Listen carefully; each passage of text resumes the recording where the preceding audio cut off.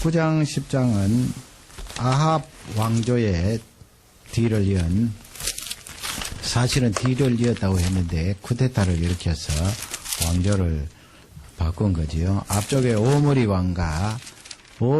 왕가는 네 사람의 왕이 있었다고 그랬습니다. 오므리가 왕조의 시작이고요. 오므리 왕, 그 다음에 그 아들 아합, 그 다음에 아합의 두 아들이 있습니다. 아시아와 요람 두 아들이 북쪽 이스라엘의 차례대로 왕이 되었는데, 아합, 그러니까 오므리 왕조는 아합을 포함해서 네 사람의 왕이 북쪽 이스라엘을 다스렸는데, 하나님께서 그 오므리 왕과 아합 가문을 심판하시는 내용이 이 9장 10장에 나오는데, 그 심판의 도구로 쓰임을 받는 사람이 바로 예후라는 사람이 됩니다. 그 성경을 읽어 내려가면서 이 예후가 하나님 앞에 바로 귀하게 쓰임을 받았나, 그의 신앙은 어땠는가, 이 부분을 읽으면서 혼동이 올 수가 있는데요. 이 예후라는 사람은 혼합주의자입니다. 혼합주의자. 우리가 현대에 살면서 이 예후처럼 한쪽 면에 보면은 귀하게 쓰임받고 하나님 앞에 헌신된 것 같은데, 다른 한쪽 면에 보면 하나님 앞에 잘못을 범하는 그런 경우가 많습니다. 바로 이 예후가 약 2800년 전에 혼합주의자로서 대표적인 그런 예가 되겠습니다. 성경을 읽을 때 그것을 잘 알고 읽어야 될 것입니다.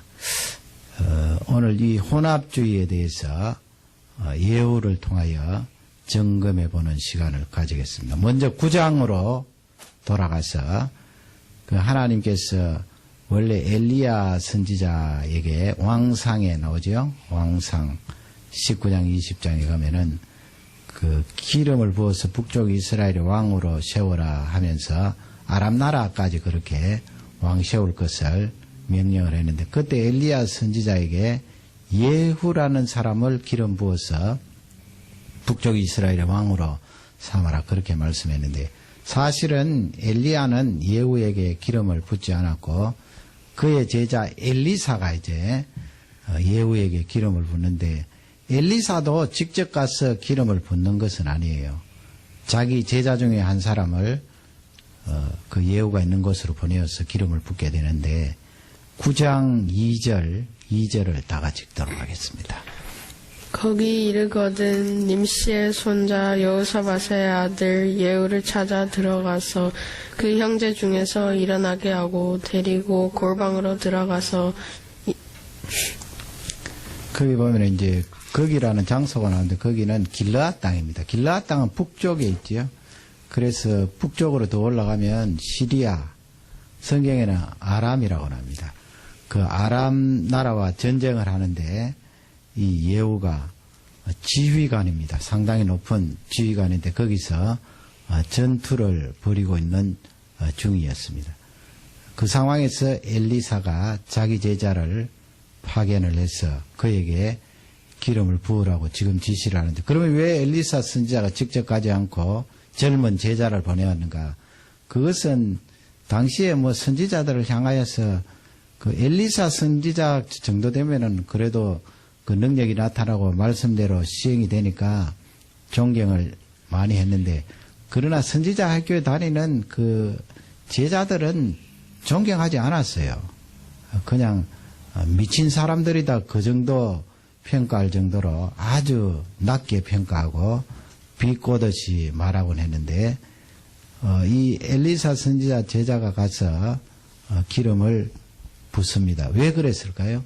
만일에 엘리사 선지자가 직접 가서 기름을 부으면 금방 알게 되잖아요.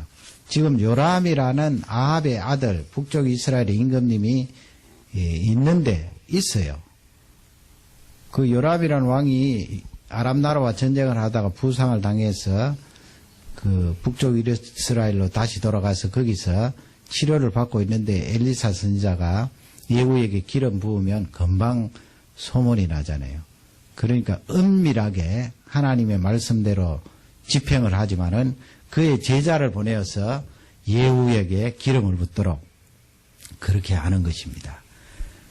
지금 젊은 제자가 선생님의 말씀을 듣고 있습니다. 가서 혼자만 불러서 예후에게 기름을 부으라 그렇게 말하죠. 3절 다 같이 읽겠습니다. 기름병을 가지고 그 머리에 부으며 이르기를 여호와의 말씀이 내가 내게 기름을 부어 이스라엘 왕을 삼노라 하셨느니라 하고 곧 문을 열고 도망하되 지체지 말지니라. 급히 도망하라 그렇게 했죠. 급히 도망하는 것은 그 말이 나갈 때 그 요람 밑에 있는 지금 신하들이잖아요. 군사들이고. 그래서 이건 나라를 뒤집고 왕을 살해하는 그런 일이기 때문에 예후가 기름 부어서 왕이 되면 그렇게 해야 되잖아요. 앞쪽 임금님을 처단하고 자기가 새로운 왕조를 세워야 되기 때문에 그 부분에 대해서 반감을 받고 있는 사람이 가만히 있지 않는단 말이에요. 그러니 급하게 빨리 도망가라 그렇게 했습니다. 그 사람들이 그 선지자 학교에 있는 선지자들을 우습게 보았다 그러는데 그러나 그가 선지자인 줄 알았고 왜 왔는지 궁금해합니다. 나중에 이 선지자 학교의 제자가 가서 예후에게 기름 붓고 나서 그는 도망가 버리고 예후만 방에서 나올 때 사람들이 묻지요. 왜 그가 다녀가느냐. 그때 예후가 이야기를 합니다. 하나님께서 나를 선택하여서 기름을 부으셨다. 북쪽 이스라엘의 왕이 되도록 하셨다. 그렇게 하니까 아마 이 예후라는 사람이 전쟁을 상당히 잘했나 봐요. 그때 왕인 요람은 이 아람 나라와 전쟁을 하다가 부상을 당해서 지금 치료 중에 있고 아마 무능했나 보죠. 전쟁에 있어서는. 그러나 이 예후는 전쟁터에서 상당히 전쟁을 잘하고 그 부하들이나 주위에 있는 사람들에게 신임을 얻은 것 같아요. 내심 마음속에 저 사람이 왕이 되면 북쪽 이스라엘을 잘 다스리겠다 그런 생각이 있었는지도 모릅니다. 예후가 하나님께서 나에게 기름을 붓고 북쪽 이스라엘의 왕을 삼으셨다 하니까 자신들이 입고 있던 그 옷을 펼치고 왕으로서 이제 대우를 하는 것입니다. 왜 하나님께서 이렇게 예후를 선택을 하셨을까요? 그가 하나님의 말씀을 집행하는 데 있어서는 결단력이 있고 그 우상을 제거하고 바알 선지자들을 심판하는 데 있어서 상당한 신앙심이 있었기 때문에 이 예후를 선택을 한 것입니다. 북쪽 이스라엘 가운데 그런 신앙심이 돈독한 이 예후를 선택했고 또 지휘관으로서 어느 정도 전쟁을 했기 때문에 주위 사람들에게 인정을 받고 있는 사람이었습니다. 그러기에 하나님이 선택을 했어요. 하나님이 그 심정을 보면 북쪽 이스라엘이 바알로 말미암아 점점 몰락해가고 하나님을 떠나고 있었지만은 여전히 하나님께서 그 백성들을 사랑하시고 예후라고 하는 이런 사람을 세워서 다시 북쪽 이스라엘을 깨끗하게 청소를 하고 새롭게 하나님을 섬기는 귀한 백성으로 돌아오기를 간절히 바랬던 것입니다. 그러기에 이 예후를 세워서 바알 선지자들을 심판하고 아합의 가문을 처단하는 것입니다. 그 처단하는 것은 하나님의 말씀에 따라 우상의 소굴로 바꾼 그 아합의 가문을 하나님이 심판하는 거예요. 그 심판의 도구로 예후를 선택을 하시고 그를 뽑으셨습니다. 그러나 이 사람이 나중에 가면 혼합주의자가 되었어요. 그러니 바람직한 것이 아니죠. 하나님의 기대를 저버리고 결국은 혼합주의자가 되어서 하나님이 원하시는 그 길로 가지 않았다 하는 것을 알 수 있는데 그러면 혼합주의자의 그 특징이 무엇일까? 이 예후를 통하여 두 가지 정도로 볼 수가 있습니다. 그 두 가지 중에 하나가 무엇인가 하면 남의 잘못과 남의 죄악에 대해서는 철저히 정의감을 가진다는 것입니다. 심판을 하는 거지요. 하나님의 말씀과 비추어서 우상을 섬기는 그 아합 가문에 대해서 철저히 반감을 가지고 그들을 심판하려고 하는 의지가 예후에게 있었던 것입니다. 이것이 혼합주의자들이 가지고 있는 한쪽 면이에요. 그 내용이 어디 있는가 하면 9장 중간부터 해서 10장에 쭉 나오는데 9장 22절을 보겠습니다. 9장 22절은 이 예후가 그 길르앗 땅에서 이제 요람이 있는 왕이 있는 그 이스라엘 땅으로 가는 거예요. 뭐 하러 가겠습니까? 그 왕을 처단하기 위해서 가는 것입니다. 하나님이 자기를 왕으로 세우셨으니까. 22절을 다 같이 읽도록 하겠습니다. 요람이 예후를 보고 가로되 예후야 평안이냐 대답하되 내 어미 이스벨의 음행과 술수가 이렇게 많으니 어찌 평안이 있으랴. 지금 요람이 이스라엘 땅에 있다가 전가를 받았습니다. 이 예후가 군사들을 이끌고 지금 급히 오고 있다 하니까 그 사자들을 한 명씩 이렇게 보내요. 한 명 보내었더니 예후가 그 사자에게 평안을 묻지 말고 다른 말 하지 말고 나를 따르라 해서 그 사자도 그냥 예후를 따르고 첫 번째 사자가 돌아오지 않으니까 또 두 번째 사자를 왕이 보내었습니다만 또 그 두 번째 사자도 예후를 따라서 오니까 나중에는 직접 이 요람 임금님이 예후를 맞이하러 나가는 거예요. 그게 바로 22절 말씀인데 예후 장군을 향하여서 평안하냐 이스라엘 백성들이 인사하는 내용이 있죠. 샬롬 그렇게 물으니까 대부분 받아치잖아요. 그 요람의 어머니 이세벨 잘 알죠. 시돈에 있는 그 왕의 공주인데 바알이라는 우상을 가지고 온 이스라엘에 확산시킨 그런 사람.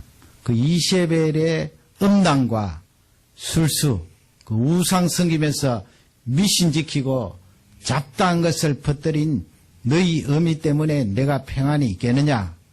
이스라엘 나라에 평안이 있겠느냐? 왕을 향하여서 지금 일침을 가하는 것입니다.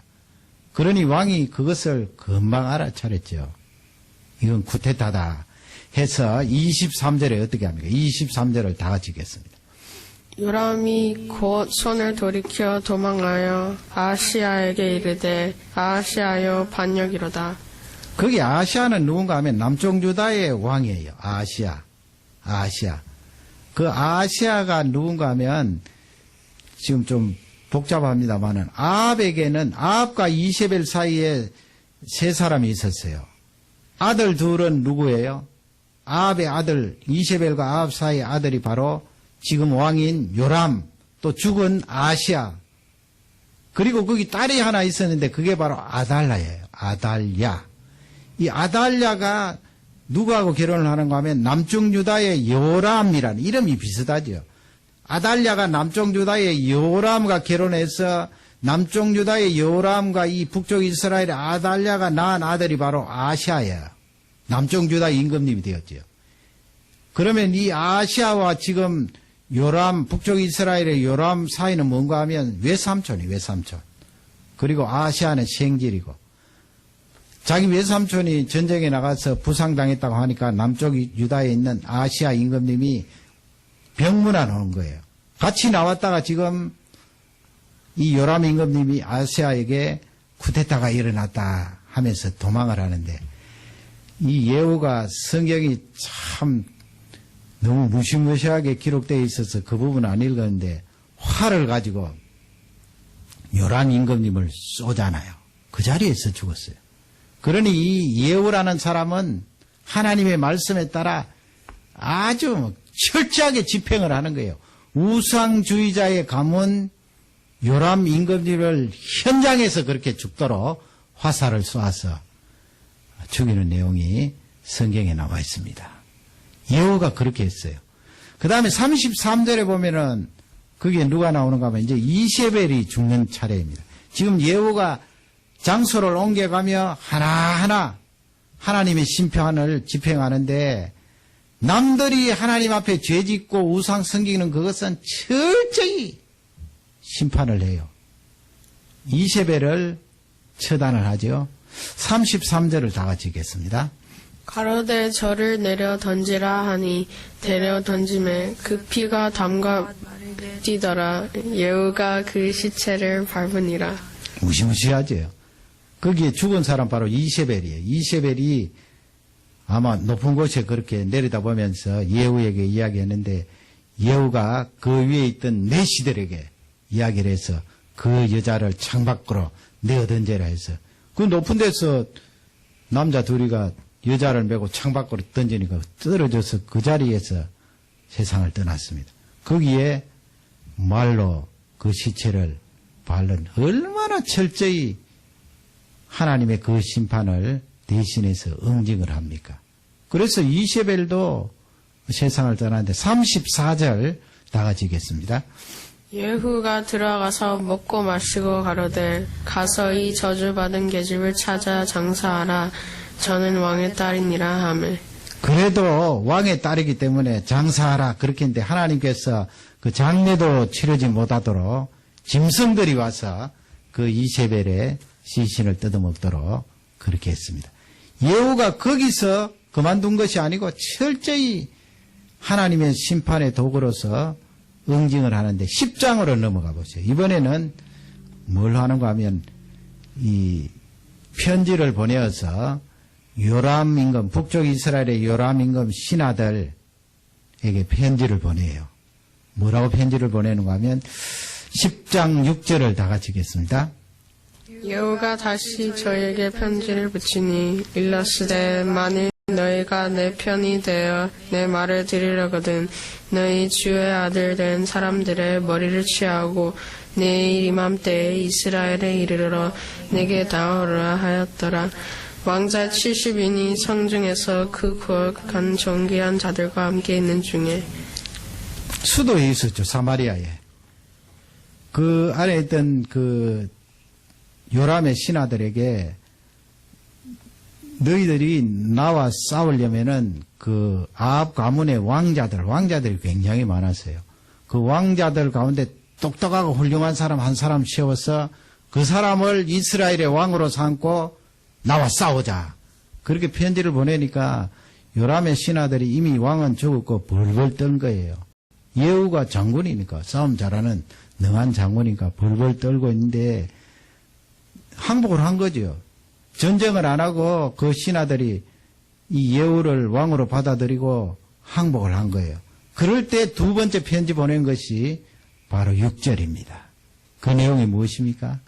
그 사마리아에 있는 아합 가문의 왕자들을 다 해치우라는 거예요. 그렇게 하니까 어떻게 되세요? 7절을 다 같이 읽겠습니다. 편지가 이름에 저희가 왕자 70인을 잡아 몰수히 죽이고 그 머리를 광주리에 담아 이스라엘에게로 보내니라.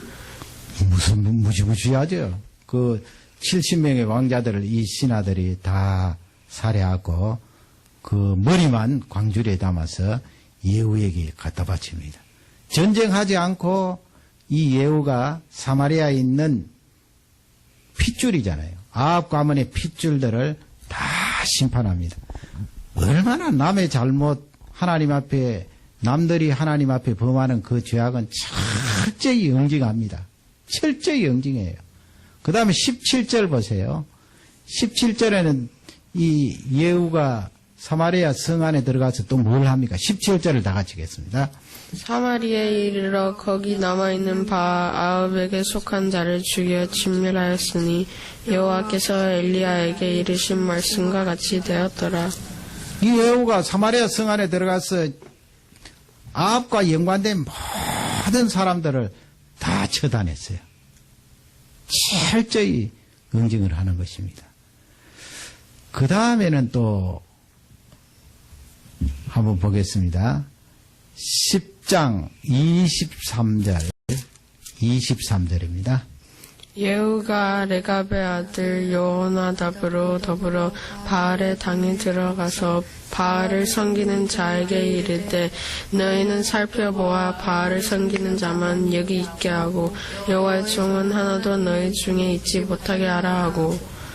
이 예후가 바알 선지자들 다 모으잖아요. 모아서 그 바알 신당 안에서 제사를 지내라 한 뒤에 바깥에 80명의 군사들을 준비시켜서 그 바알 선지자들이 전국에서 모여서 그날 제사를 지냅니다.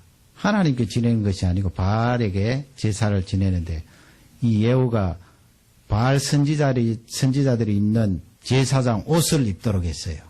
그렇게 하고 제사가 마칠 때 바깥에 있던 80명의 예후 군사들을 풀어서 바알 선지자들을 다 해치웁니다. 24절을 읽겠습니다. 우리가 번제와 다른 제사를 드리려고 들어간 때에 예후가 80인을 밖에 두며 이르되 내가 너희 손에 붙이는 사람을 한 사람이라도 도망하게 하는 자는 자기의 생명으로 그 사람의 생명을 대신하리라 하니라. 아멘. 이건 80명의 자기 군사들에게 이야기하는 거예요. 그 속에 있는 신당 안에 있는 모든 바알 선지자들을 다 해치우라. 만일에 한 사람이라도 살려두면 너희가 도리어 죽을 것이다. 그렇게 말하면서 철저히 응징을 합니다. 지금까지 살펴본 것은 예후가 하나님의 그 말씀에 따라 철저히 응징을 하는데 남의 잘못과 죄악에 대해서 한 톨의 실수도 없이 철저히 심판을 하는 그 내용이 나와 있습니다. 그러나 이 예후가 혼합주의자가 되었다고 그러지요. 그 혼합주의자의 두 번째 특징이 무엇인가 하면 남은 그렇게 철저히 응징하고 징계하는데 자기 자신에게는 후하다는 거예요. 관대하다는 거예요. 남에게 그렇게 적용을 했으면 자기 자신에게도 그렇게 적용을 하여서 자기 자신도 끊을 것은 끊고 새롭게 할 것은 해야 되는데 이 예후는 그렇게 하지 않았어요. 자기 자신에게는 너무나 관대했습니다. 신사였어요. 그러니까 혼합주의자가 되는 거죠.